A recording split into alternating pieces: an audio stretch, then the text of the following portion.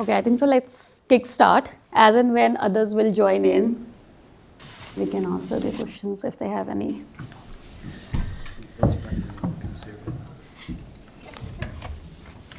Okay, thank you so much everyone for joining my session. I am Shuchi Gupta. I'm working as a delivery manager in Vodafone in cybersecurity, cyber prevent area. And today I will be presenting to you the role of DLP in cybersecurity, protecting your digital footprint.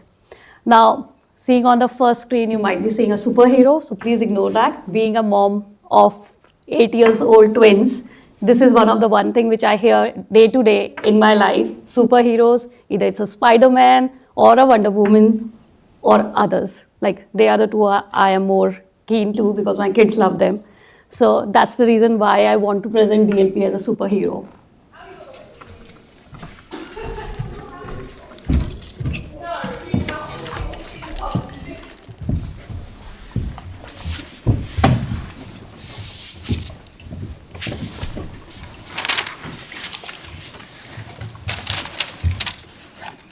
I hope I make your 1 hour constructive, and after we finish the sessions, we have more data defenders in this room, not just me.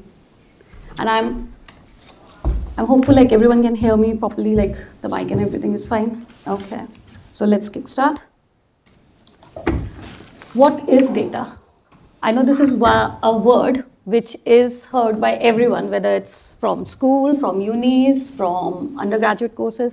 Can anyone let me know in your language, in your understanding, what data is? It's basically any information stored in a particular form. Anything else? Anyone wants to add? Unstructured informations. Yeah. So that is one type of the data I can say. So if I ask a school going say, it will say like anything what I'm giving back to my teachers in the assignments, that's data. Or when I ask someone from an undergraduate or a graduate for a master's program, they will say like what we are learning in the unis, that's something we are doing. But when I talk about the data in the real way, in the real world, when you will be in the organizations where you will be working hopefully in next coming years, so these are the 4 different types in which we classify the data. One is the structured data, unstructured data, semi-structured data, and metadata. I hope everyone is aware of these terms, or should I go in more detail? Okay, I'll just give a little bit touch base on each one of them. Now, structured is something like, I know like many of them have presented the SQL and the queries and everything. So that is all what we refer to as the structured data, the spreadsheets from where we pick up the data, because they are all structured. If they are neatly organized, they are presented well. So we say, yes, that's the structured data that we have. Now the second part, that's the unstructured data. That's something this, which I'm presenting. This is one of my presentations, which will be form of an unstructured data. It can be any emails which I'm writing, or the images, audio, video files, all these type of things follow under, they will land into the unstructured data. Then comes our semi-structured data. I know like we have the techies here who are going for the programs, they create the log, they see the log files, we have some of the pen testers here sitting. So they all be knowing about the XML and the logs files. They are referred to as the semi-structured data. And why we say them as a semi-structures? Because they don't come under the structured on the unstructured. They fall in between because we cannot present them in a table. So that's why they are coming under the semi-structured. The last but not the least is the metadata. That is data about data. We are defining the data about it. It can be anything. It can be your file size, how big your file is, when did you created the data, who was the author, and the tags. And this is one of the key things which we consider when we are talking about the DLP. I'll talk about it further later in my slides, but this is something which is a key component for the DLP. Now, this is how we define. It is a lifeblood of research and it is required everywhere. And this is your future employees will be up at night and looking like, yes, is our data protected or not? So this is what is data. Now, I say yes, I have the data, but why it is important? Why, like we have the structured, we have the unstructured, but why it is important to us? Why it is important for your organizations? Can anyone think of any examples like why the data is considered to be an important part of your life? Data tells about you. It can be any data. It can be sensitive or non-sensitive. So it has some valuable information. Yeah, that is one of the things which I will be covering. And yes, you are correct. Like it is our intellectual property.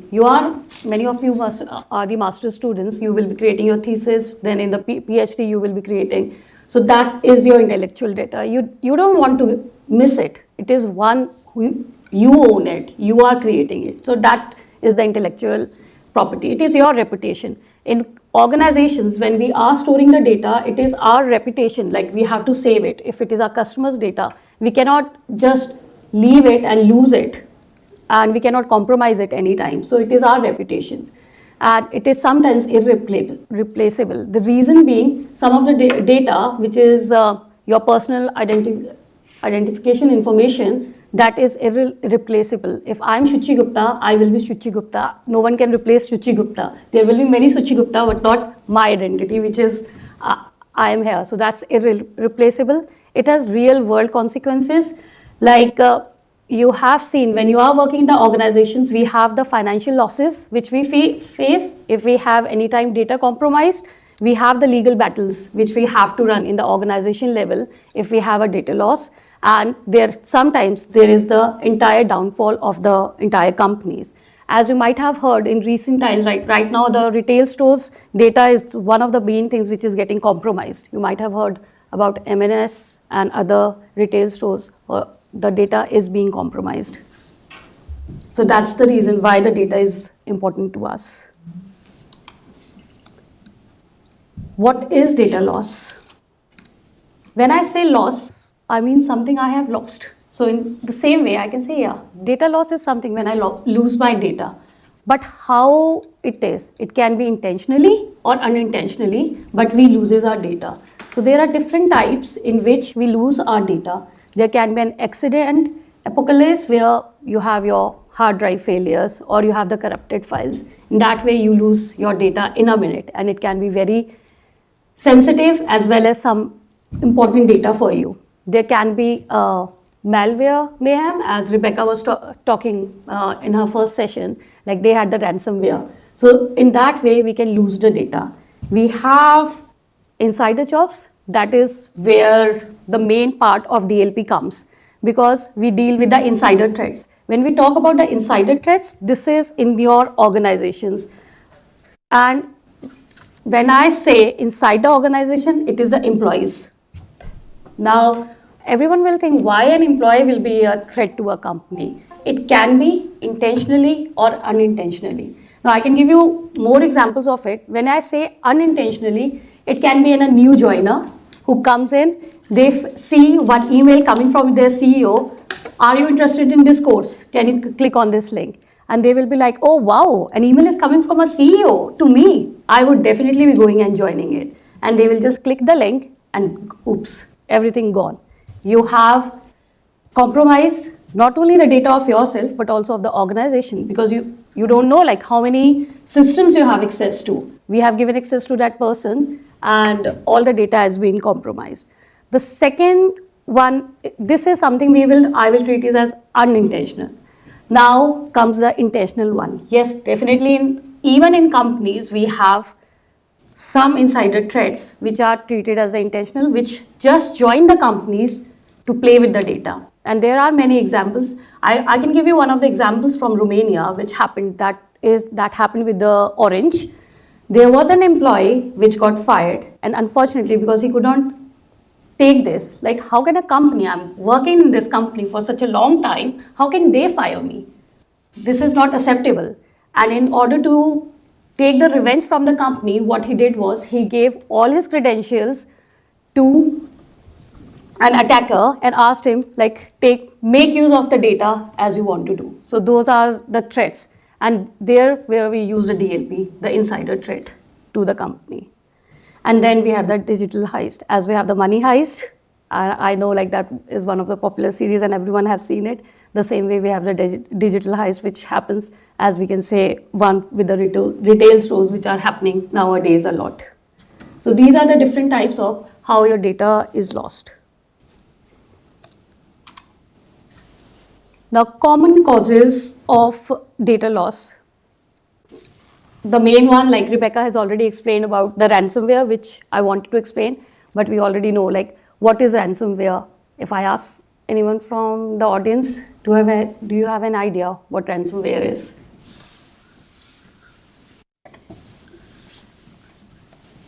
Come on, cyber security. Just holding generally data or software at hostage, basically, away from a person without, say, encrypting it or something like that, and expecting money in return or some value in return. Yeah, so that's a ransomware. Then we have buffer overflow, where we override the memory and corrupt the data. Like, this is one of the things. The main thing which is now happening a lot is the social engineering. You might be seeing we are using so much of websites, we are using LinkedIn, we are using WhatsApp, Facebook, and everywhere we have it where we lose our data.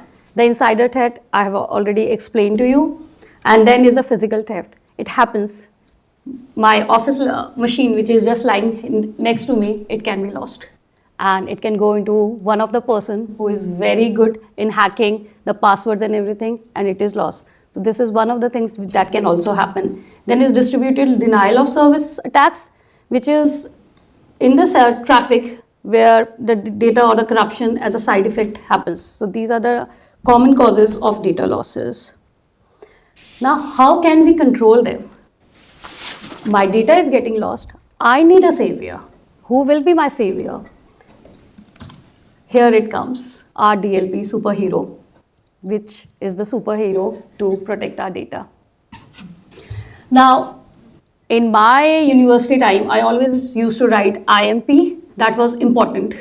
For everything which is important, I always use the short term IMP. In the same way, DLP have a short term: identify, monitor, protect.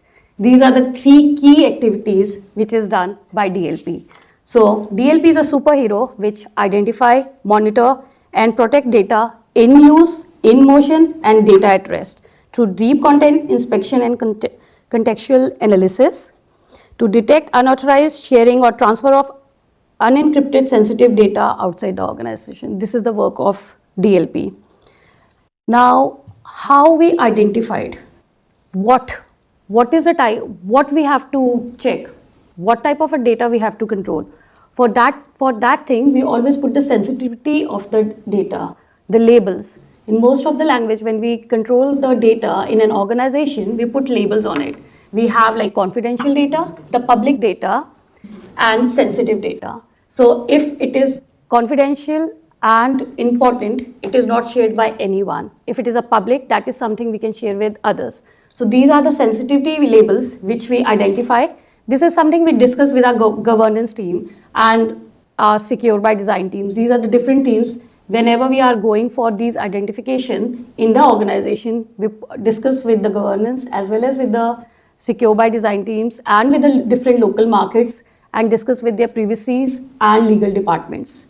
Because every local market, or I'll say in world, we have different countries, and every country have a different way in which they protect their data and in which they transmit their data from one person to the another. So we have to keep in consideration all the privacy as well as the legal undertakings of various countries when we are putting the identification on the documents for the DLP. The second thing is monitor. When, how to track it. If I say I'm an employee, I have some sensitive information, I have some confidential information with me, I can simply send it across. Who knows who is taking care of it? But that is how we monitor it, we track it. All the organizations have their machines, they are being tracked. It's not something I can bring my machine and I can take it anywhere. It is being tracked from where it is moving. So in that way, the tracking is being done on the data being transferred from the organizations. And last but not the least is protect. Prevent unauthorized use and transmission. It is better, like we always say, in cyber we have mainly 2 areas, cyber defense and cyber prevent. Cyber defense is the reactive approach, and cyber prevent is a proactive approach. So when it comes to the data, we always go for the proactive approach. When we say the proactive, we are already aware like, yes, these things can happen with our data and we have to protect it. In that way, we go for a proactive approach. And reactive is when something happens to us. Yes, my data is compromised, I need help. Then comes part of the cyber defense team. And it is same thing happens in Vodafone. We have the cyber defense as well as the cyber prevent team. And DLP, as I said, as it is proactive, so we are part of the cyber prevent team.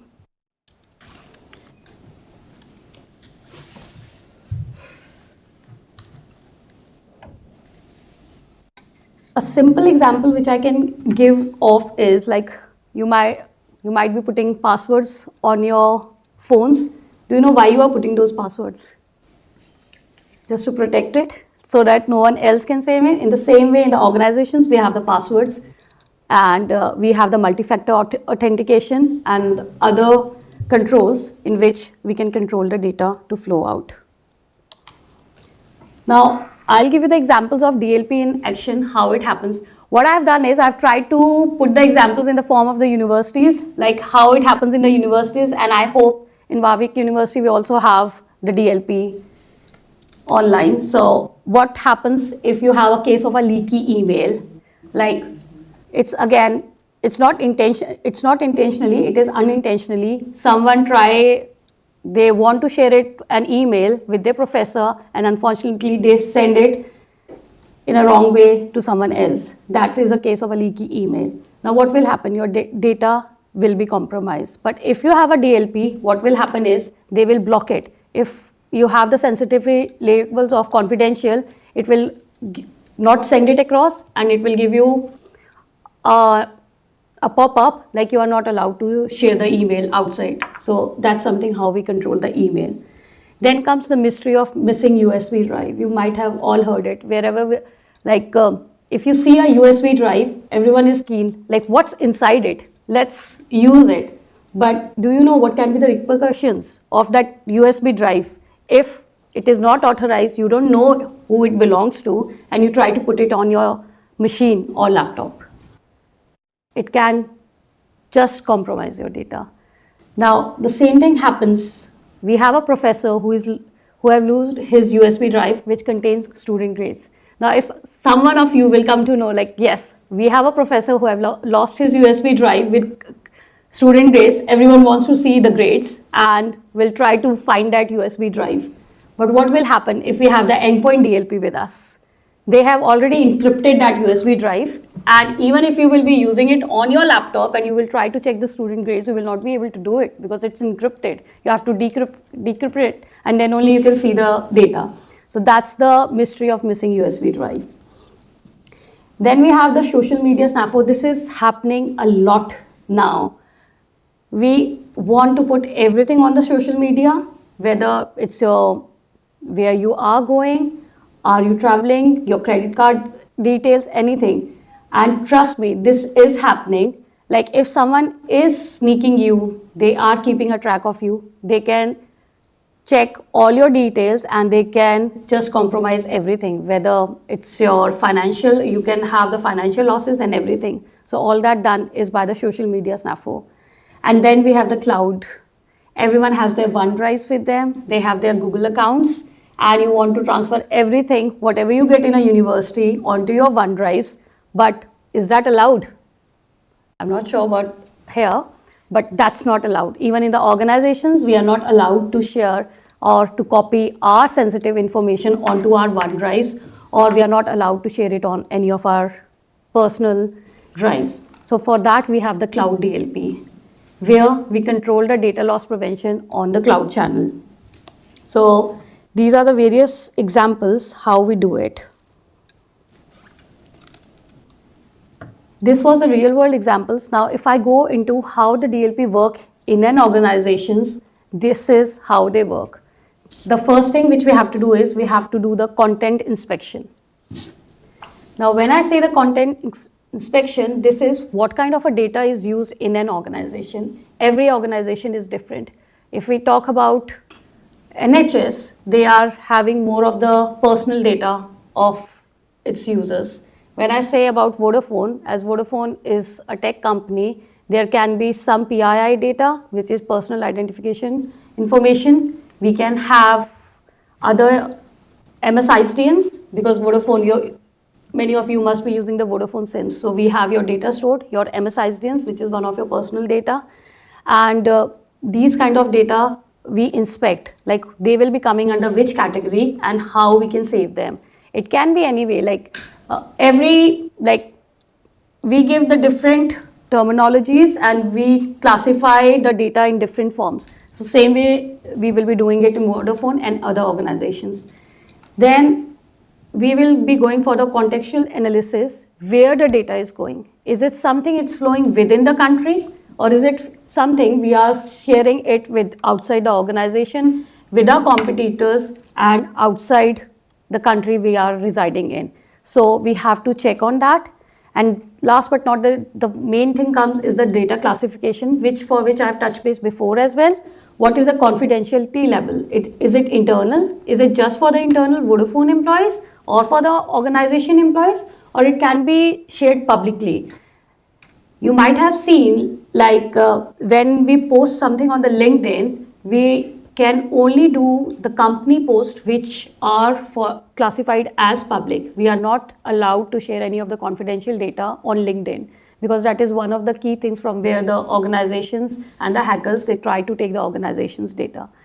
Then is how we implement it. This is through the policies. In DLP, we always create the policies, how to control the data. And this can be done by blocking unauthorized transfers. This is if we block it, like as I gave you the example of email, where we are blocking, we cannot share it with any of our maybe competitors, like we are not allowed to share it, or to our personal domains. I'm not allowed to share my data onto our personal domains. Encrypting the sensitive data. But what if I'm working with one of the vendors who is our competitor and I have to share my data with it? How can I share my sensitive data now? There the part comes of the encryption. We have to encrypt our data so that when it lands to our vendor or any of my colleague who is not based in my organization, he can look into the data by decrypting it or by sharing the passwords. And then we have the masking information to mask the data and quarantining the suspicious files. Now what happens is, if in an organization, our organization domains, we will be getting emails from outside the domains. It can be from Gmail, Hotmail, but we quarantine them. Sometimes we will check what is the content of the email, and if we think it's not relevant and it can be a compromise to our data, we just quarantine those kind of files and suspicious emails. And whenever these things happens, we have the team at the background which is working 24/7, and they will be generating the alerts and the reports, like how many of such things are happening in an organization. So in this way, the DLP works in any organizations. And again, it is specific because there are so many DLP products in the markets, and every organization will opt for different vendors, and we have the Microsoft Symantec and many other competitors who are sharing their DLP. And it's one of those tools which we are using in the organizations. Here comes our DLP superheroes. We can protect the DLP via endpoint, network, and cloud. Now, when I say endpoint DLP, it might be the new term for you, like what is an endpoint? Now, anything when we control our laptops, desktops, mobile devices to protect data at source, that is referred to as an endpoint, where we are not allowing anyone to use the USB drives on our laptops, and we are also even controlling the printing. We cannot print the documents which are there in our laptops, and monitoring the application usage, like what are the applications which a person is using, and are they sharing any of the sensitive data on that application. Then comes the network DLP. It monitors data in transit across the network. Like when the data is flowing in the emails, web traffic, file transfers, all that is being monitored in the organizations. and that is done in the network DLP. And last but not the least is the cloud DLP, where we protect the data stored in cloud environments such as the software as a solution, applications, and cloud storage. So we make sure like these are the 3 channels through which we cover the DLP in any of the organizations. This is how the DLP superheroes, which is there in Vodafone. So Vodafone is controlled by email DLP, cloud DLP, and endpoint DLP. And all the employees of Vodafone who have the Office 365 account are protected via DLP superheroes through email, OneDrive, SharePoint, Teams, web uploads, print, application file access, Bluetooth, and removable storage media. And how we do that? In email, we notify, as I said, we notify the users. We have the policy, and if anyone we are monitoring those policies. If anyone violates, we block, we don't share the sensitive information. And sometimes we do the block with override if we have some business justification, if we have to share the data outside. And these are some of the best practices, or I'll say the advanced tactics, which are being used by the organization, and you must be knowing about this. First is the principle of least privilege. Now, whenever we are I think so now even you all will be doing it, you are working on the live Word documents, and sometimes what happens is you don't give the privilege to others, like they can only read your file, write. They will not be able to edit or write your file. So those kind of least privilege we try to give in an organization. We only give the privilege if anyone requires it. If we think I want to share it with 10 employees, and later on I think okay, it's fine, I'm sharing it with the 10 employees, but do all those 10 need to edit my file? No, they don't have to. They just want to read it. So I will just give them the read access. I'll not give them anything to edit it. In that way, this is one of the best principles. Then we have the zero trust, where I was talking, when it comes to the data, you should not trust anyone. That is one thing which every organization is if they are not following, they are on the path to follow it in future and in coming years. We don't trust you, even if it is your colleague. It comes with a simple thing, with your pass. If you have your pass, I think so everyone have it, you are not sharing it with others, you can use your pass and they can go anywhere. So we have that zero trust policy. Then comes the data encryption at rest and in transit. We always need to encrypt the data when it is going outside. That's the best thing which we can do. Then is multi-factor authentication. I think so this is one of the things which is now being used by most of the companies. We have the passwords and we have the OTPs. If you make your financial transactions, you are getting an OTP. If you share the OTP, then only you can make the transfers. That is mostly used by the financial organizations. So that is one of the things we are doing, multi-factor authentications. Then is regular security audits and penetration testing. We are proactively identifying the vulnerabilities which we have in our systems and the applications and how we can control them. So these are the regular checks we are doing in an organization. And last but not the least is the incident response plan. Developing a plan how to respond to data breaches. There are many times, as I said, one is the cyber prevent and one is the cyber defense. When it comes to the incident response plan, then comes the plan of reactive approach, which is our cyber defense team, which will say what will be the case when a data breach has happened, because they haven't proactively thought about it. It is happening now. As an example of the retail stores in MNSNA. So that is how we will respond to that incident. It can be one machine have shared the data, how many systems it had access to. We will stop all that access so that less can be taken out from that laptop or the system or the machine, and it can be containment, eradication and recovery, how we have to do that. So all the organizations follow a plan for their incidents if it happens.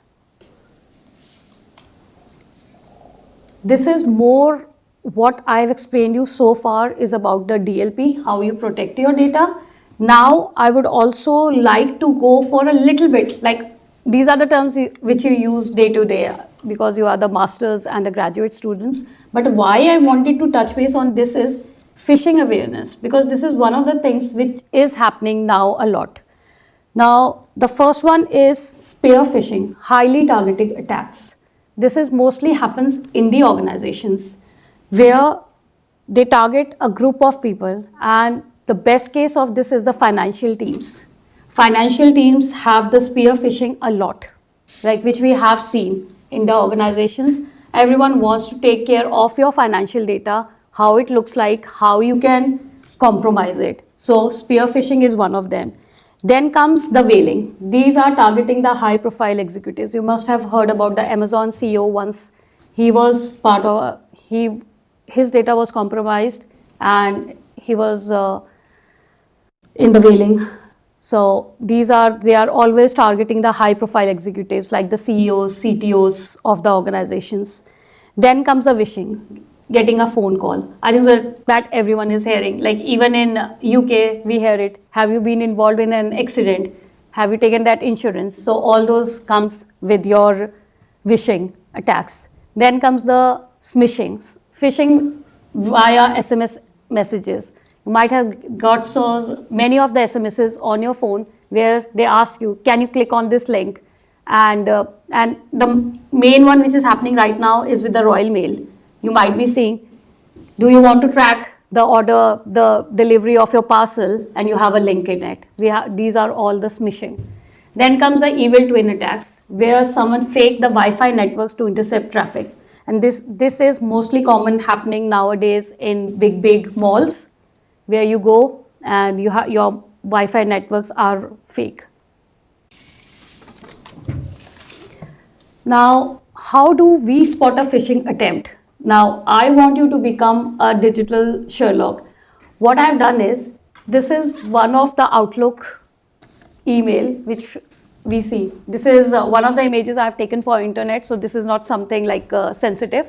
So if you will be searching on internet phishing attempt, this will be, I think, so the first image which will be coming on the internet. But why I wanted to talk about it, because it will happen, like after completing your undergraduates and the master's courses, you will be in an organization. The first thing which everyone will be seeing is an Outlook, and you can be one of the targets of those phishing attempts. And what I want you to be a digital Sherlock when you will be in your organizations. And what are the things you need to check? This is check the email header from who is the sender. As I gave you an example couple of minutes in one of the slides, a new joiner getting an email from the CEO. Oh wow, I received an email from a CEO. I should definitely work on it because I am the bright graduate or a new joiner whose CEO wants to talk. So always check who is the sender address, always check the domain. Is it something coming from the right domain? Is it your organization domain? Who is sending you? And what is the part? Then always analyzing the URLs from where it is coming. What are the URLs which are mentioned out in there? And always look for the suspicious names. It can be just one character. Like most of the times it is, instead of .com, it is written .con. And N is written as double N, sometimes it is written double N. And you cannot compare, like, is it .com or .con. So those are the things we have to. Then we have to do it via examining the digital signatures. On that, we verify the authenticity of the emails using digital signatures, which will be, for example, DKIM, which is domain keys identifying mail, DMARC, which is domain-based message authentication reporting and conformance, and SPF, sender policy framework. Now, DKIM and SPF, they are the kind of the business licenses and they are one thing which will be displayed on the walls, but these are the key things when it comes to any of the phishing attempt. DMARC, it tells the service when DKIM and SPF fails, whether it's a scam email or do we need to deliver this email or we have to drop the emails. The email teams, security teams which are looking into it, what we have to do about it. And always when these kind of emails land in your inbox, they will have the urgency. Can you click in next 2 minutes? This data is required by your CEO at an urgent.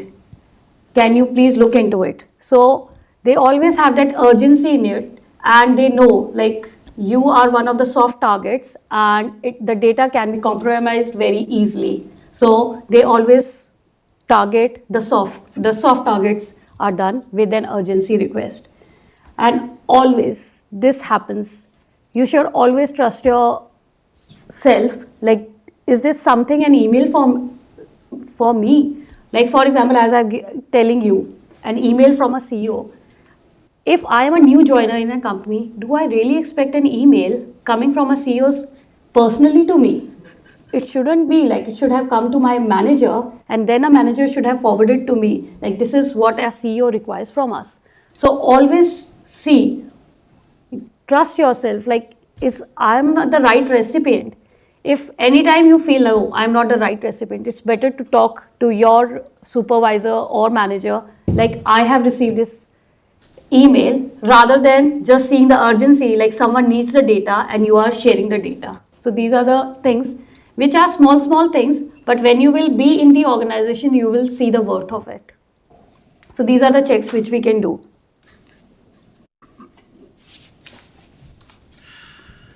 Then I need an insurance, whether it's a health insurance, a house insurance. Why we need it?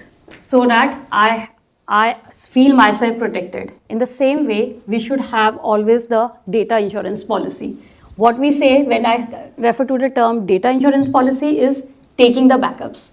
Do we always take the backup of our data? Sometimes we don't.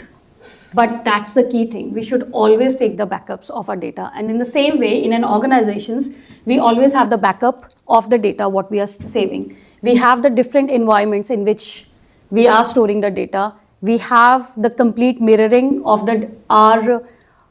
I'm not sure whether you understand these terms, but we have different terms, like we have the production environment, we have the sandbox. If anyone is from the testing background, they might have heard these terms a lot. Production testing, live testing. Then you have the sandbox testing, which is the replica of the production, and we do the testing out over there.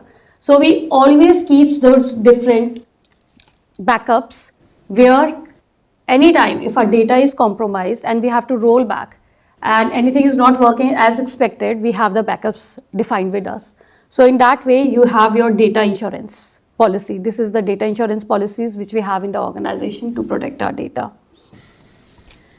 And again, it is 3-to-1 rule. Keep at least, like, I'll not, although I have mentioned it in my slide, but this is not something we do regularly in any of the organization. Keep at least 3 copies of your data, 2 copies on different storage media, and keep copy offsite. Incremental versus differential backups. Understand the difference and choose the right strategy for your needs. Backup verification, yes, this we definitely do. Regular test your backups to ensure they can be restored. Like, it's not something like when, like, for example, you are creating the notes.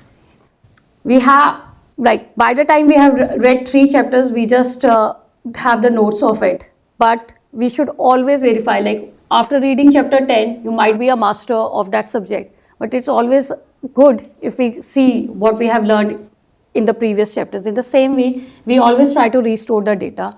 Immutable backups, considering using storage solutions that prevent backups from being modified or deleted by ransomware. So we always need to prevent the backups. Consequences of data loss, the aftermath. Again, as I mentioned previously, there can be the financial losses to the organizations. We can have the legal, reputational damage, operational disruptions, and intellectual property theft. So these are the things which are the consequences of data loss in any of the organizations. And now, as I have explained you so far, and you all are career focusing, you might be looking for your jobs. Why is data DLP important for you? Your employers expect it. They want, like, when you are joining the organization, they will be telling about the DLP, the data loss prevention policies of their organization. But if you have a little bit knowledge, and especially in the cybersecurity area, that will really help you. It is a legal requirement. It prevents disasters. I hope no one receives an email from a CEO when you join any of the organizations.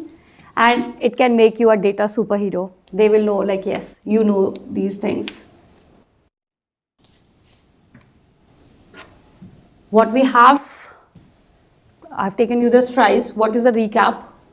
Understanding the technical details of DLP is essential for effective implementation, and proactively data protection is better and cheaper than reactive data recovery. When you have lost your data, if you are trying to recover it at that time, it's very hard and not easy. So always proactively protect your data. Data is a valuable asset that requires robust protection and is a critical component. That's the end.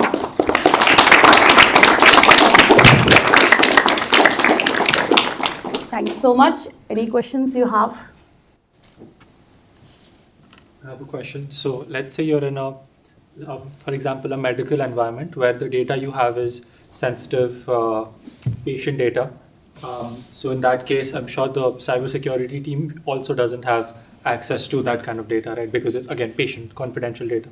So in that case, how would you go about implementing DLP when you don't have access to the data you're working on?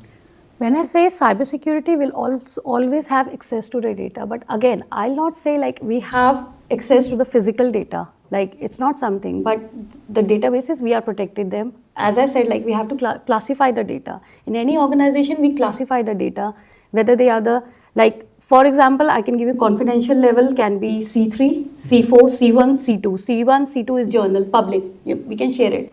If it is something, the data, we will put them in the confidential level and accordingly apply the policies to them.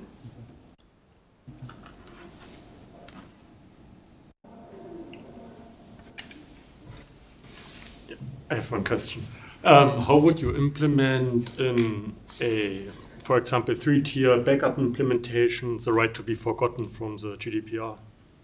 Because you can't just, most of the time, I think, my experience, you can't just go to your backup and say, oh, I delete the file XYZ.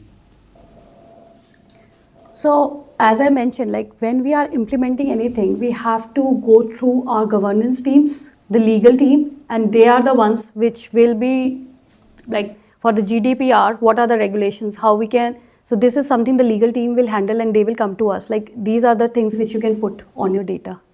Oh, okay. So we have a complete, like the design teams, like in Vodafone, this is not something, yes, I need to implement something in cyber, we will do it. No, it never happens. We start from the very base. So that's the base where when any of the projects in the discussion level of the architecture, from there the security starts, from there the cyber security is involved. Like when we are creating the architecture of any of the program, like how it will happen, how the cyber security will, they need to finalize the plans. The secure by design team, you might have heard from Param, he is one of our lead architect. So they keep in mind like how the architect is working, are we keeping track of everything, the security, and then we design the solutions for the customers. Okay. What sort of software like is there to kind of enforce like DLP policies? I know that I think Google has kind of some stuff. Are there any others that kind of? There are many, like in Vodafone, initially we started with Symantec, and now we are using the Microsoft Purview. So they are being protected, like in Vodafone we are using the Microsoft Purview, which is protecting our cloud, endpoint and email.